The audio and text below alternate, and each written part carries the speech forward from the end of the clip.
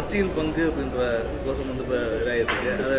அதை நீங்கள் ஒரு கருத்து வச்சுருக்கீங்க, செல்வப்பிரந்தையும் கருத்து வச்சுருக்காங்க, மாணிக்கம் தகவல் போன்ற ஒரு கருத்து வச்சுருக்காங்க. இன்னொரு ஒரு ஒருமித்த கருத்து காங்கிரஸ் இருக்காங்க.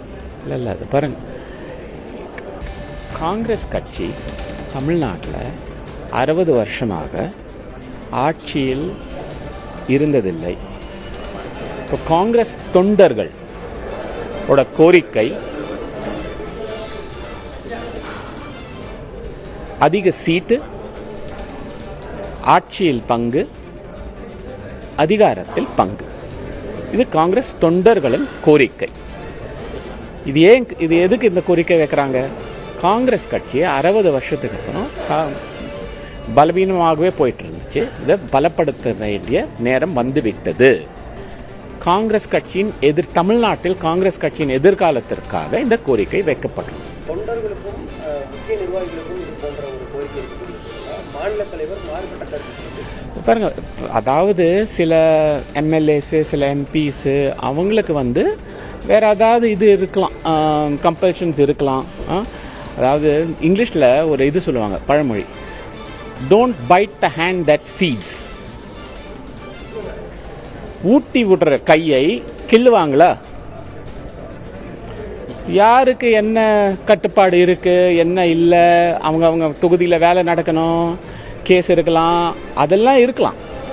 ஆனால் இது காங்கிரஸ் கட்சி தொண்டருக்கு இது தேவையா இல்லையா? காங்கிரஸ் கட்சியை பலப்படுத்துவதற்கு இது தேவையா இல்லையா? காங்கிரஸ் கட்சியின் எதிர்காலத்துக்கு இது தேவையா இல்லையா? இது காங்கிரஸ் கட்சியின் நலனுக்கு இது தேவையா இல்லையா? அதில் மாற்று கருத்தே கிடையாது யார்கிட்டையும்.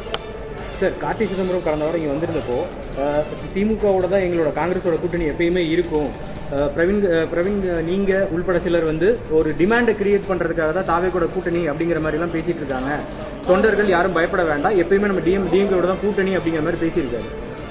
காங்கிரஸுக்கு தமிழ்நாட்டில் இன்னும் டிமாண்ட் வைக்கிற அளவுக்கு ஒரு இது இருக்குது அப்படின்னு நீங்கள் நினைக்கிறீங்க? கூட்டணியை பொறுத்த வரைக்கும் காங்கிரஸ் கட்சியின் தலைமை தான் முடிவெடுக்கும். காங்கிரஸ் தொண்டர்கள் அவங்க கோரிக்கையை வைக்கலாம். இது நாங்கள் ஒரு டெமோக்ராட்டிக் பார்ட்டி, எங்களுது யார் வேணால் எந்த கோரிக்கையும் வைக்கலாம். அதில் ஒன்றும் இதே இல்லை, பிரச்சனையே கிடையாது. இது கோரிக்கை வைக்கிறாங்க. ஆனால் கடைசி முடிவு காங்கிரஸ் கட்சி தலைமை தான் எடுக்கும்.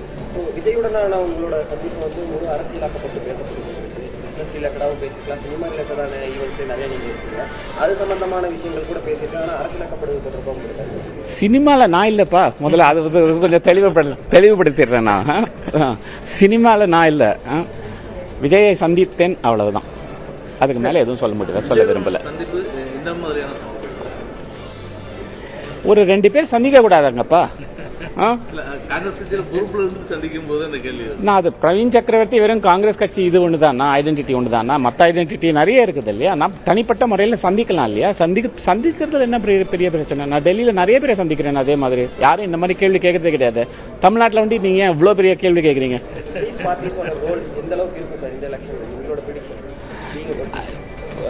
ப்ரெடிக்ஷன்லாம் தேவையில்லை. என்ன கிளத்துல என்ன சூழ்நிலைன்னு நீங்களே பார்க்கலாம், எல்லாருக்கும் தெரியுது. அவர் ஒரு உற்சாகமாக மக்கள் வராங்க அவரோட இதுக்கு, ரேலிக்கு.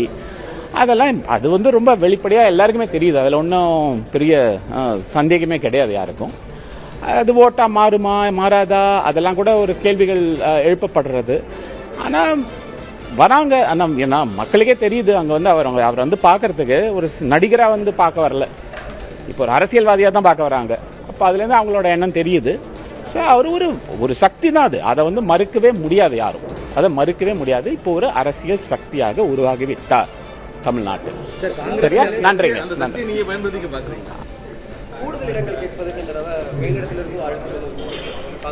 நான் தான் சொன்னேன், 3 கோரிக்கைங்க. அதிக சீட்டுகள், ஆட்சியில் பங்கு, அதிகாரத்தில் பங்கு. இது காங்கிரஸ் தொண்டனின் கோரிக்கை. காங்கிரஸ் கட்சியின் நலனுக்காக, எதிர்காலத்துக்காக இது கோரிக்கை. இதுல ஒன்றும் பிரச்சனையே கிடையாது. மற்றவங்க யார் என்ன வேணா சொல்லிட்டு போட்டாங்க, அதுக்கெல்லாம் நான் பதில் அழிச்சிட்டு போக முடியாது. தேங்க்யூ.